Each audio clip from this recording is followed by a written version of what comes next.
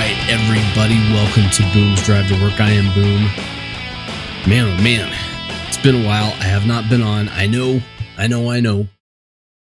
It's crazy. I'm actually thinking about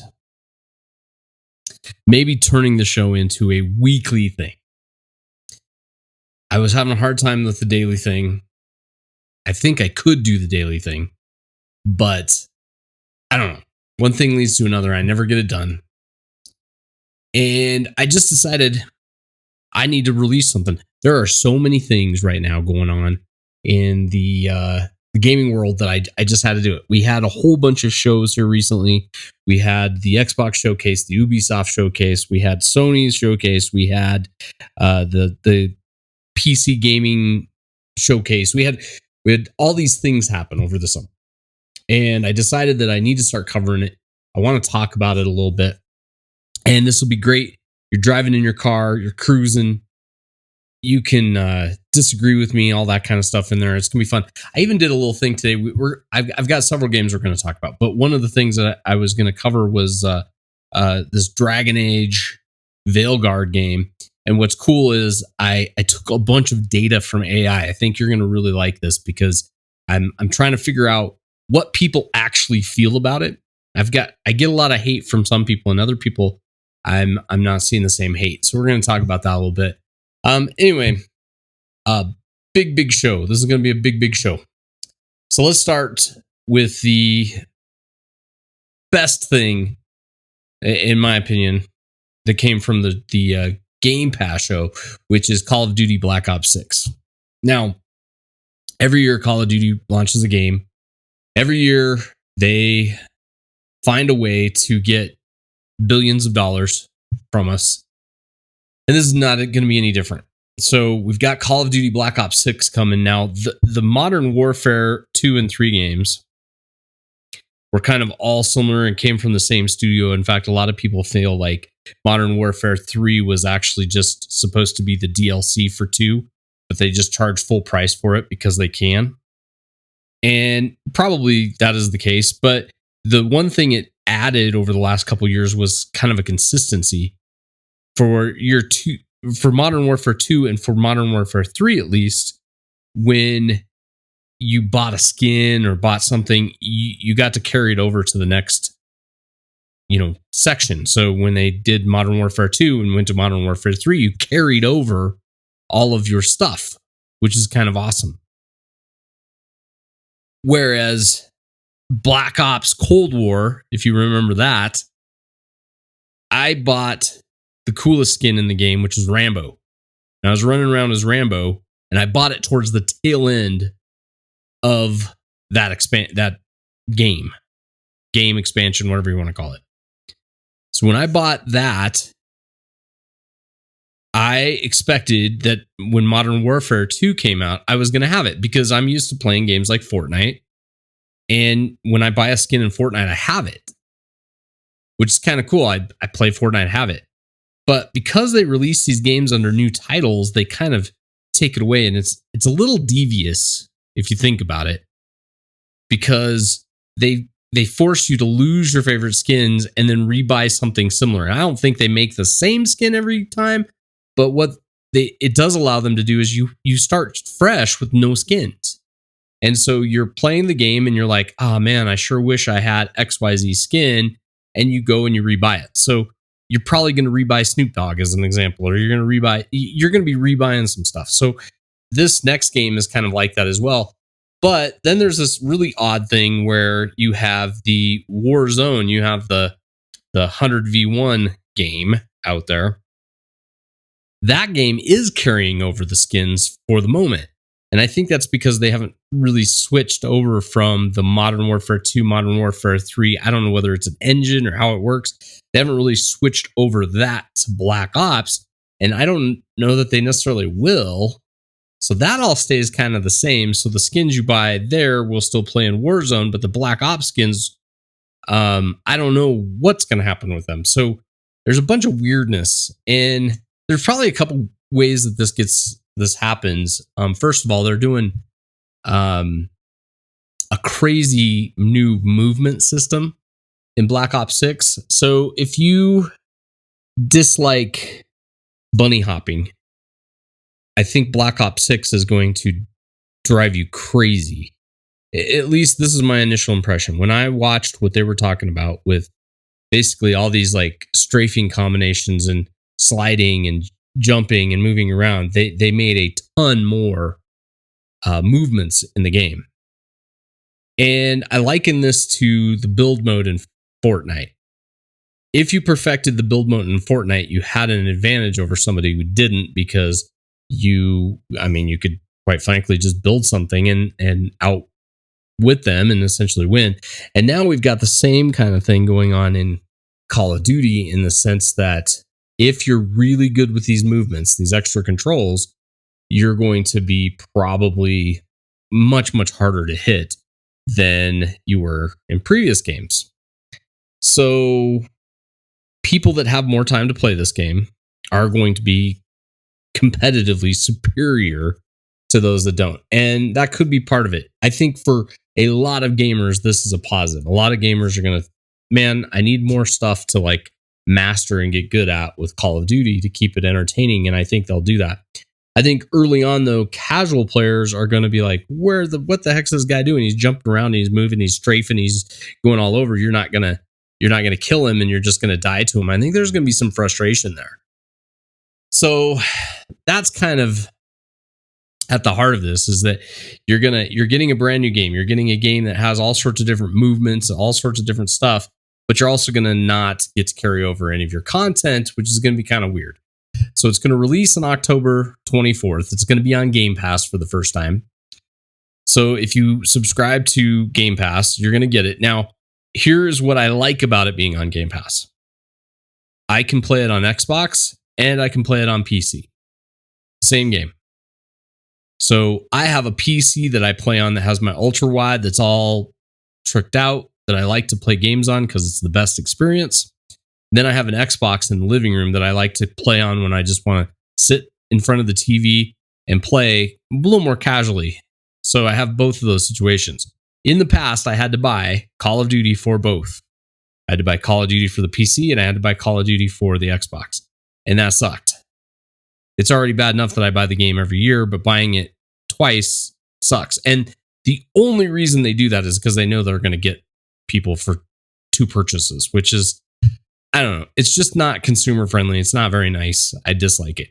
But with it being on Game Pass, that at least is somewhat eliminated. So if you have Game Pass Ultimate, you're going to have the game both on your Xbox and on your PC. To me, that's great. It still doesn't fix the fact that I would love to play it on my Steam Deck, because this is what gets weird, right? If you buy it on your Steam Deck, if you buy it through Steam, I should say, you can play it on your Steam Deck. So you can play it on a PC and handheld. But if you buy it through Game Pass, you can play it on the Xbox and PC.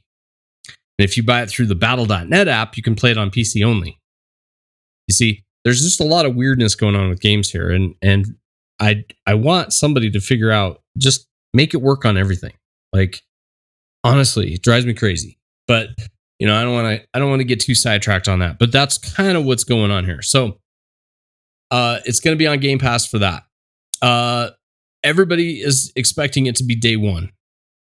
And my only word of caution is, every time Microsoft says day one, what they mean is 5 days later than the pre-release. Pre-release, they don't call day one.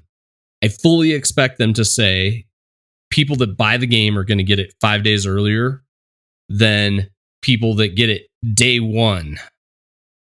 And they haven't announced that yet, but I fully see that coming on the horizon. So if you purchase the game, my suspicion is that you're going to get the game 5 days earlier than those who are going to just buy it on Game Pass. And a lot of people say it's free on Game Pass. It's not free. You pay a lot of money for Game Pass, so don't think it's free. It's just you buy it on Game Pass or you buy it on the other way. You're subscribing or you're not. But I think they're going to do some kind of a little trick there, because one thing I know about Activision in the past is, even though they're owned by Xbox, I don't think this is going to change this quickly. They love to get people to buy multiple times. So, makes that $70 game $140 or $210, whatever. You just keep raising the price of the game. So that's kind of what's going on. Now, Other things about this game: takes place in the 1990s. All right, that's kind of cool. So you're going to get a lot of 1990s war stuff, right? We're coming out of the Cold War. We got all this craziness going on in the Gulf. We're going to get a lot of that. They're bringing back Black Ops 6 round-based zombies. Now this is tremendous. I love this. Love this. Round-based zombies in Cold War was one of the funnest things to play. And I know that I've played zombies in the other modes as well, but for whatever reason, to me in Cold War, they just nailed it. I played more of that than I probably played any other game in a long time. So much fun. And now we're going to get that experience again, and we're going to get a bunch of new maps and all that kind of stuff. It's going to be absolutely tremendous. They're going to have 16 multiplayer maps at launch. So there's going to be a lot of new content for multiplayers. And then all the Black Ops zombie stuff is going to be new as well. So I'm thinking there's going to be a lot of like Easter eggs in there, a lot of fun things to do. So it's going to be awesome. It's going to be awesome. So that's Call of Duty Black Ops 6. One last thing. There's rumor that Black Ops 6 takes 306 gigabytes. 306 gigabytes. Can you imagine that? 306 gigabytes. That's 1/3 of your entire drive. Most people have a gig NVMe or a 1 gig Xbox. 306 gigs. Now that's for everything, in fairness. That's for all the different maps of the game, all the different parts of the game. So Warzone, Call of Duty Black Ops 6, all of it, 306 gigabytes. Now, if you only do certain parts of it, it's less. But at the end of the day, most of us are going to install that entire thing, and it's going to be 306 gigabytes. So just be ready for that. It's going to be wild. It's going to be wild. Another game I just wanted to throw on the block today to mention, we don't have a lot of information about it, but it's Doom the Dark Age. And this trailer came out early in the show, the Microsoft show, and it was sweet. It was really sweet. Doom is just great. And one of the things the trailer showed was they're bringing Doom again. It didn't look to me like there was anything weird or changed or different, or it looks like Doom, which I think is awesome. I think whoever's making Doom is making a smart decision by just making some Doom stuff. The only differences I could see in the game from this Doom to other Dooms is it had a little bit of the darker tonality to it. So the worlds didn't look as bright and colorful. And it almost had a little more of a Dark Souls-ish style, like stylistically. Everything though about it is 100% Doom, so I don't expect much to change. It just looks like they kind of went with like that as a motif a little bit. So you're going to get like a more heavy metal kind of just dark Doom game, which I think is going to be tremendous. So Doom, when that comes out, it's going to be great. That's also going to be on Game Pass. So Game Pass is looking pretty good. In fact, with this last little stuff, and I'm only hit a few of the games. I mean, there was Flight Simulator, there was State of Decay, Diablo 4. Well, I'm not going to stick Diablo 4 in there. Diablo 4 is on Game Pass, but the expansion is not going to be. So they're doing one of those things that kind of frustrates me when they do that. But you got Fable coming. You've got some, you got your Starfield. You got some different things out there to play right now on Game Pass, making it a pretty good value. I went ahead and got back into the Game Pass ecosystem, even though I'd been out of it for a while, just because I think there's so many games that I'm going to want to play that I think I'm going to get my value out of it. And it also actually sparked me to look into the Ubisoft content. And I'm going to talk about Ubisoft here in a minute. And that looked pretty good too. So, those they're adding some value to these subscription services. And I think, I'm not a fan of them, these subscription services, but I think they're going to eventually steer us there. I think eventually we're going to be all on these, but for the moment, take a look at them, see what's best for you, go for it. But let's talk about something that was a little more controversial. All right. So we got to see a trailer, whatever you want to call it, for Dragon Age: The Veilguard. Dragon Age: The Veilguard. And for this game, in some things that I kind of follow and keep track of, there was some just immediate outrage over it. And I was trying to figure out what the outrage was about. And I actually did some kind of like cool stuff. I couldn't really gauge. It's really hard. The way algorithms work now and everything in social media is somebody makes a post, and if it's highly liked, if the post has a lot of likes, it moves it up the ranking, and you don't really fully know what the actual feeling is out there. What you get is kind of like, this guy's got a popular dislike, so he probably hates it, and it's probably true. So I wanted to go through and actually just get a little more information about the game itself and kind of figuring it out.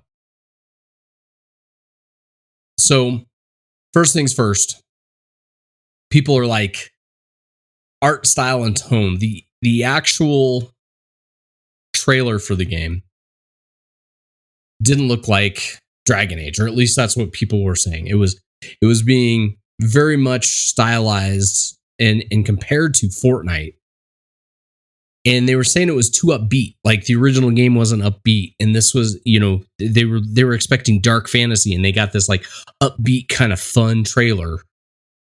And it was focused on like, the action oriented combat, kind of, different type of stuff, and it was freaking people out.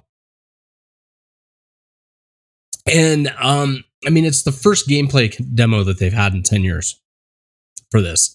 So it's been a long time since this has been out.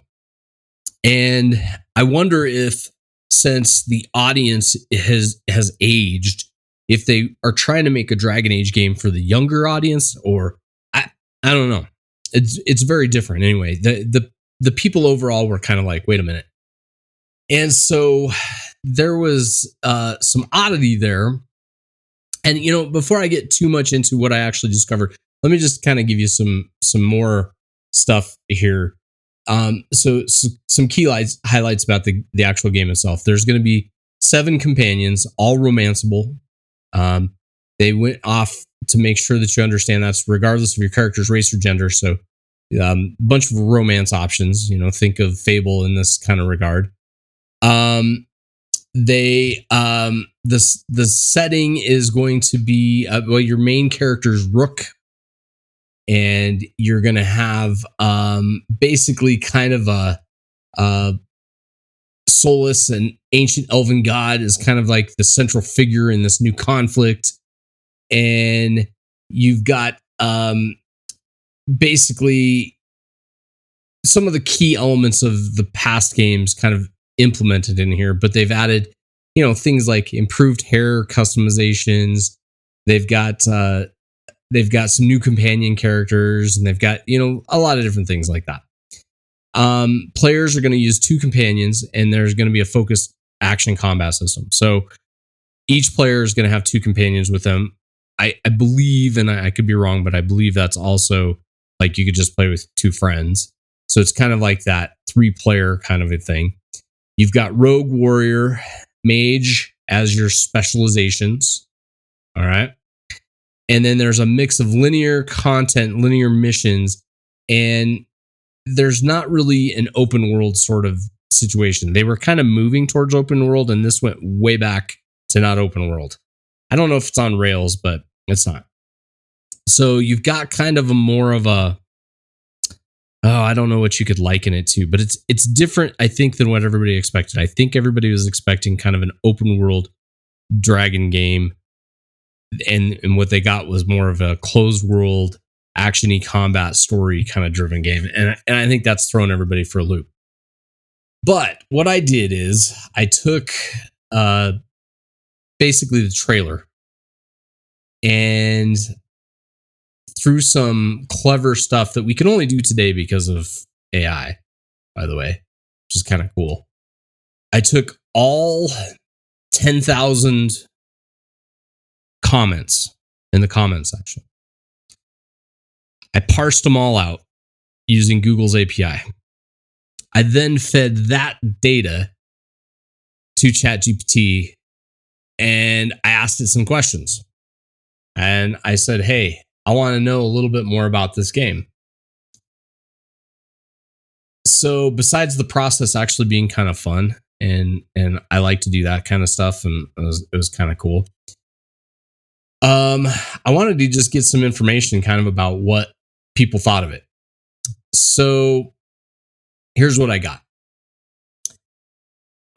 As far as what people like, okay, so this is what ChatGPT told me based on the 5,000 stuff. Now, I told it, or the 10,000 stuff, I told it, by the way, to disregard and throw out comments that were kind of just like not related to the game, or just, you know, all that kind of stuff. So it did that.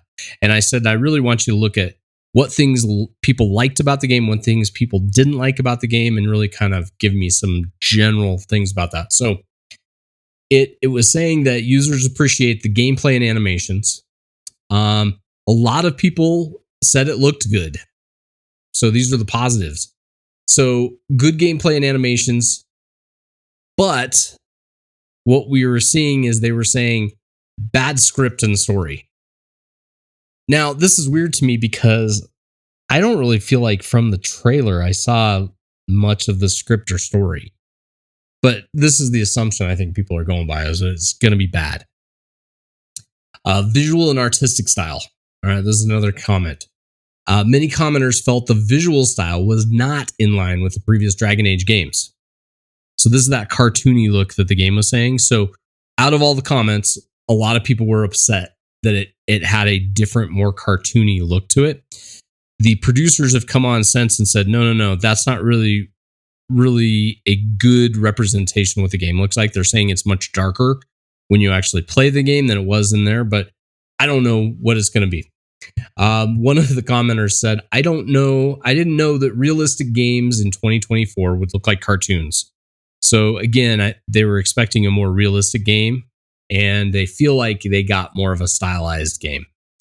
So there you go. That gives you kind of the visual and artistic style. People said it looked good, but most people are saying it looks cartoony, and they didn't like that.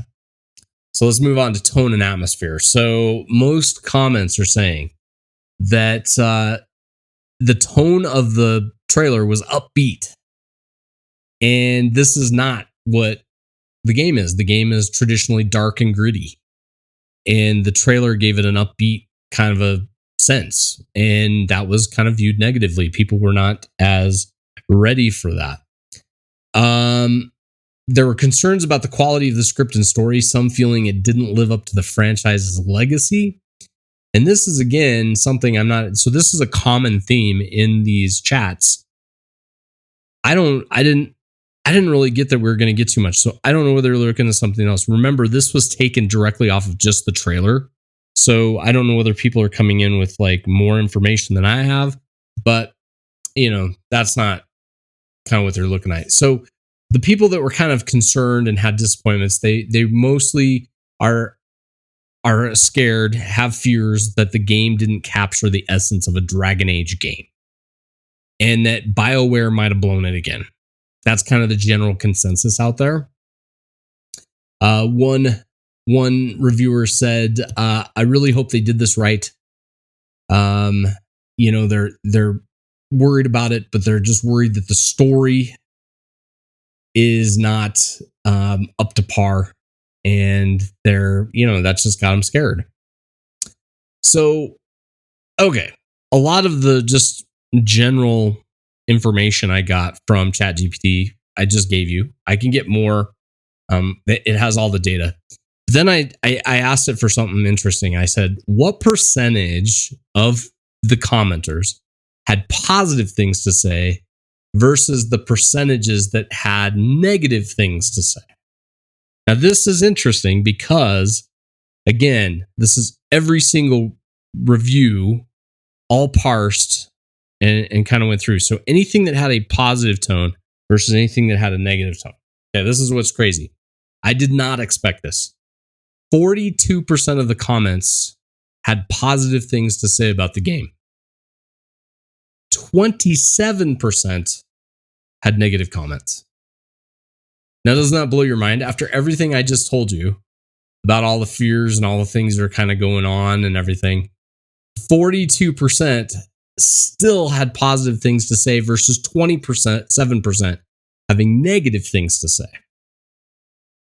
So I don't know. I felt like that was kind of interesting because when you look at if you just casually go in and look at them and you don't do this sort of analytical kind of system, you would say that almost everybody had something negative to say about this and they hate the game. But 42% had positive things to say, while 27% had negative sentiments. Now, there could be a lot of people just, saying, screw you, blah, blah, blah, blah, blah. And those would be negative comments that I told it not to count because I told it only to count things that were actually like had thought in them, people that are actually saying why they thought a certain way. So there could be a lot of people that didn't like it for who knows what other reason, but based on actual legit reasons, this is kind of what we came up with. So it's going to be interesting to see what it is, right? They want that dark, gritty kind of story, I think, and they're kind of worried about it. What I'm seeing online anyway is that they're going to actually give that to you. I personally, this is throwing all this data and statistics out. I watched the trailer. I didn't dislike the trailer. I actually looked at it and said, this is kind of cool. I don't care. It's been so long since I played Dragon Age. To be honest, I don't even remember it. I could care less if it follows that. I just want a good game. So if this is a good game on its own, I'm totally fine with it. I am not going to judge it based on the previous Dragon Age games. And I didn't even have a desire or an expectation for a new Dragon Age game. So when I'm thinking about this game, I didn't even so much care how they decided to release it. So to me, it hits a lot of things I like. I did personally notice that it looked a little more stylized. In fact, I compared it a little bit to Borderlands, a game I love. I don't know if this is their attempt to kind of make a dark fantasy Borderlands kind of a game, but it had that vibe to me. So, we'll kind of see what it is, but I always, in my case, a good game's a good game. I don't necessarily care about it being tied specifically to a franchise, but I know that's important for a lot of people. And I know that, maybe there's something else out there that would, be better in this genre, but that's kind of what I heard. If you have any other information, be sure to send it to me at BoomTap Live on Twitter. I'd love to hear your thoughts and your comments on it as well. Those are just the comments and thoughts that I had and that ChatGPT had. And also, I have all the data now. So if anybody wants me to ask it a different question, shoot me the question. I'll throw it in there and we'll find out what the user said. For example, I can say, what is the funniest of all comments? I want to see what this is going to pull up, actually. I'm doing this live. So hopefully it comes up with something really good because I'm just winging it. I'm just slinging it right as I record this. All right, so it's analyzing right now. It's got to go. It takes a long time to analyze that much data because I keep it a ton of data. All right, it seems. Let's see here. Here's potentially funny comment that provides excerpts.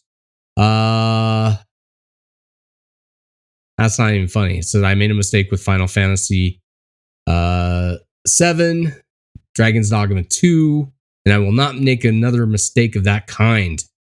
Rest in peace, Dragon Age. It was a wonderful journey, but this is the end of the road for us. So there you go. So that wasn't really actually that funny. So it didn't have a good job of AI wasn't able to actually pull out a funny comment, but it did pull out that's the kind of negative comments we've been getting. So they're worried this is that way. Now, here's what I'm going to say about this comment, though. Okay. People love Final Fantasy 7. People love Dragon's Dogma 2. So is it really that bad? I don't know if we can trust that. There you go. There you got it. All right. Well, that brings me to what I've been playing. I want to talk. I'm going to cover more of the games that are kind of released over the next few days, but what I'd like to do first is just talk about a game I've been playing. So I mentioned real quick that I got into Ubisoft. I went ahead and grabbed that Ubisoft Plus bundle because, well, there's a couple games I just actually wanted to kind of play, and then we've got Star Wars coming out, and we've got a new Assassin's Creed coming out. We got some games, and I actually want to play those games. And when I look and do the math, I'm like, yeah, this is the better way for me to actually play those games. So I downloaded it, got it early because I know those games aren't coming out for a while, but I went ahead and did it because I wanted to play a couple other things that I just, to be honest with you, was not interested enough in them to spend full price on them, but I was interested enough to play them. And so I installed and loaded up Skull and Bones, the Ubisoft pirate game that comes from kind of almost like they almost have like a legacy of making pirate games. Anyway, so I downloaded this, and I gotta tell you, my first impressions right off the bat downloading this game was nobody does ships and water better. The water looked so good. I was playing it in full resolution. Everything looked brilliant, and the ships looked amazing. And the way it works is you start off on this ship, and it's kind of setting up a story that's happening. And you are in this epic battle, and the British Navy is coming at you, but you're just like destroying ships and going along, and you're shooting. And I mean, it's brilliant. The battle is amazing. And this leads me to a comment I'm going to make here in just a minute about maybe having more PvE content, but the game is amazing. And one thing, I played like the Xbox game. Now I'm drawing a blank is the name of it, where you're the pirate guy and you run around and you go on the islands and you do all that stuff. And that is a great game as well. I really like that game. This game is different enough from that game. It's kind of cool. But one of the things that this game does that's so cool is when you hit your left trigger on your controller, it takes you almost into a first person mode. So you're in third person mode, looking at the boat, steering the boat, doing all the things. It's got a cool way of actually sailing. But then the actual combat is a little more like a first person shooter. So when you pull that trigger, you're immediately given crosshairs, and now you're having to make skilled shots to destroy your boat. So it's not just about the types of weapons you have, although it definitely helps as you level your weapons up to be awesome. But a lot of it has to do with the skill, and the ships are moving left to right and back and forth. And you can't just like shoot a cannonball straight at it. You got to actually aim ahead of the ship and do different things. And I found the combat to be extremely enjoyable. So it gave me enough of almost like that first person kind of shooting field where I felt as if there was a little bit more of a skill cap with this game than there are in other games kind of similar to it. So I really liked that about it. So anyway, long story short is you play the intro, something happens. Now you're on a small boat. You go to an island. You actually get off your boat. There's a town. In this town, you've got all of the typical blacksmiths, shipwrights, all these different people. In fact, there's quite a few of them in there, and you use all of those things to essentially build up a ship. And as you gain infamy in the things that you do and the activities that you do and the quests that you go on, you are gradually able to unlock more and more and more stuff and build eventually a fleet. And they have kind of an end game sort of scenario that I'm not to yet, but you'll actually get yourself you'll be a kingpin and you'll have your own fleet of ships. That sounds kind of fun. I want to see how it manages that, because I think it would be kind of cool. Because when you start off with your little ship, you're just like farming and trying to find scraps, and you got sharks that are attacking you and you're trying to deal with that. And you have to go fishing for food, and you got all these different things kind of going on. But once you elevate, sounds like some of that gets automated and you start to kind of do a little bit more management, and that's kind of fun. The one thing that's kind of interesting is like when you're sailing, you float close to the shores and you do all of your farming and stuff without getting off the boat, which sounds weird, but I actually like it because I don't really like getting off my ship and running around the island as much as people think you might. I actually like staying on the ship because I want to go out, collect things, and shoot, but I kind of just want to be on my pirate boat. I don't want all the minor, like the little micromanaged details in there. I just want to run my ship. And you really do get to do that. And I can't stress this enough. The game looks brilliant. It's so pretty. The worst part is when you're off the ship and you're in the towns and stuff. That's the least good looking part of the game. Best part of the game is when you're on the boat sailing around. It's absolutely gorgeous. So, game has got my attention. I'm having a lot of fun with it. I'm going to continue to play it. It again, because it's Ubisoft Plus, I have it on my PC and my ultra wide. I'm playing it. It's beautiful. But then maybe late at night or something, I feel like it. I can go out, sit in front of the TV, and I can play it on my big 4K TV screen. It's a lot of fun that way, and I can kind of do the same thing. And really good pickup for me.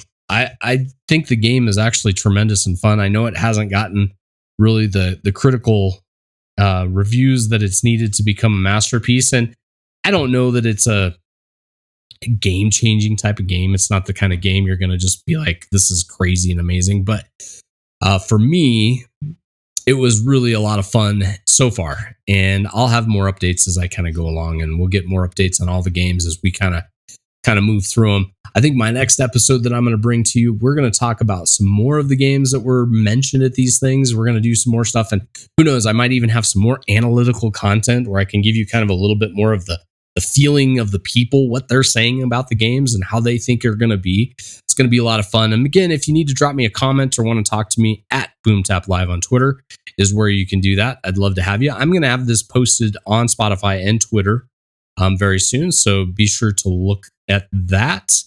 And in the meantime, everybody just have a good time gaming, and I hope you're just having a wonderful summer. Try to avoid the heat and take it easy.